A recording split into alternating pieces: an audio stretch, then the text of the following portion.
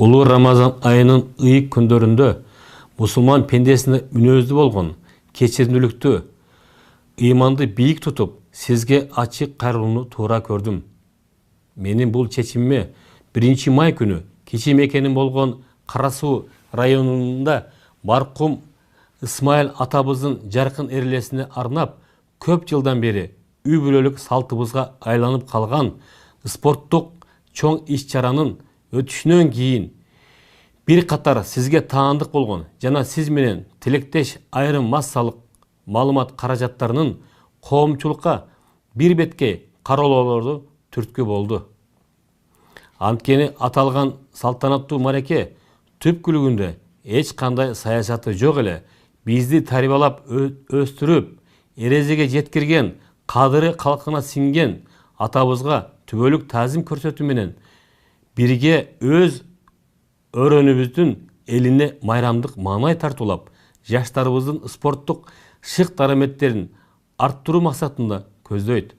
Тилекке каршы жумурткадан кыр издегендей, ага саясий боек сүртүп, биздин үй бүлөбүздүн аброюна шек келтирип, бир бетке кара өзгөлүк менен ыксыз каралап, коомчулукка чагым иретинде бурмалап чагылдырууга далаттанган сиздин айгачыларыңызга жол болсун. Андыктан биз мындай ыпластыкка чыдап, унчукпай тура албайбыз. Буга биздин атанын уулдары деген бийик атыбыз, ар намысыбыз жол бербейт. Урматтуу Алмазбек Шаршенович, сиз буга чейин да акыркы 1,5 жыл аралыгында бир нече жолу массалык маалыматтар каражаттар аркылуу мени тынымсыз каралап, коомчулукка жек көрсөтүп, жаманаттык кылып келдиңиз. Табиятыман тарбиялык мүнөзүм менен унчукпастан сиздин мурдагы мага кылган жакшылыктарыңыз менен колдоолоруңузду эске алып, сабырдуулук менен карманып келдим. Анткен сайын сиз адамгерчилик чектен ашып, токтобой баратасыз. Ачык айтып баса белгилегим келет.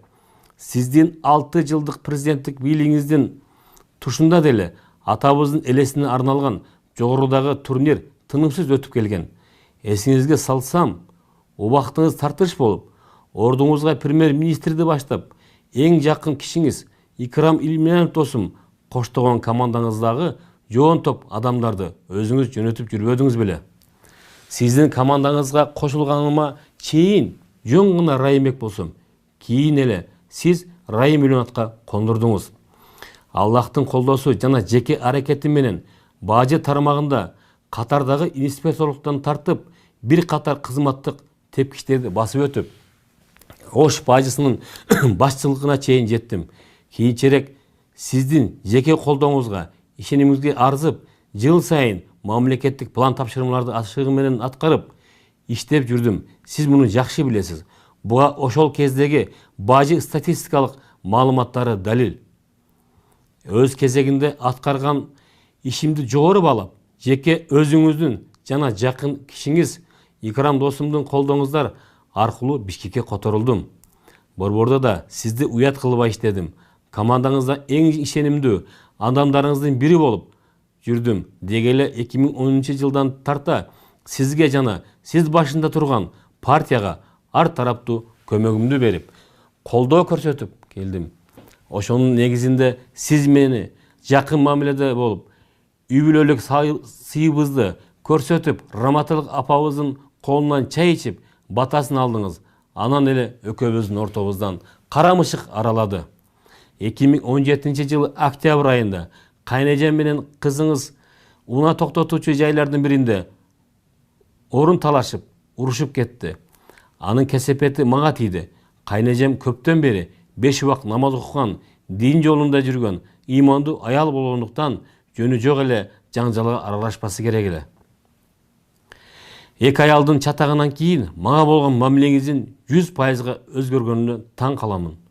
Жаңа шайланган президентибиз кызматына киришерден бир күн мурда 2017 жылдын 23 ноябрында мени кызматтан алдырттыңыз.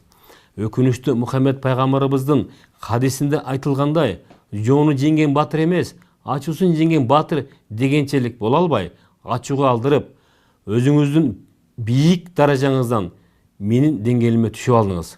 Ошондон бери мен мамлекеттик кызматта эмесмин. Сиз эл алдында бир нече рет бай мультимиллионер экениңизди талбай айтып келесиз.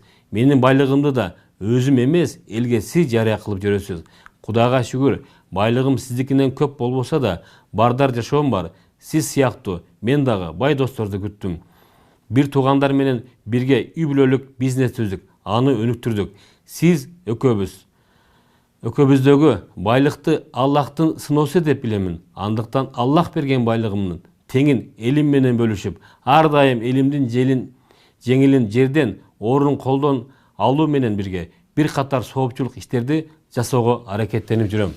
Таң калыштуусу, менин жана менин үй бүлөмдүн байлыгы сизди 2017-жылга чейин кызыктырбай, сиз президенттен кеткенден кийин тынчыңызды бузуп, кыжаат кылганда түшүнбөйм. Урматтуу Алмазбек Шаршенович, сизге ачык кайрыламын. Убагында мамлекетке өз кызматымды өтөдүм. Сизге да колумдан келишинче чоң ишеним менен кызматымды кылдым. Мындан ары азыркы президентибиз менен болгон өз ара мамилеңиздерге мени аралаштырбоону суранамын. Аягында айтарым, мага карата ыксыз кароолууну, калпты чындай кылып, жаманатты кылууну токтотпосоңуз, мындан ары жөн отурбаймын. Сиз менен күрөшүүгө менде да жетиштүү маалыматтар жана күч кубатым жетишерлик. Сабырлуу болсоң озорсуң, сабырсыз болсоң осолсуң дегендей, улуу Рамазан айында сизге ыйман жана сабырдуулук тилейм.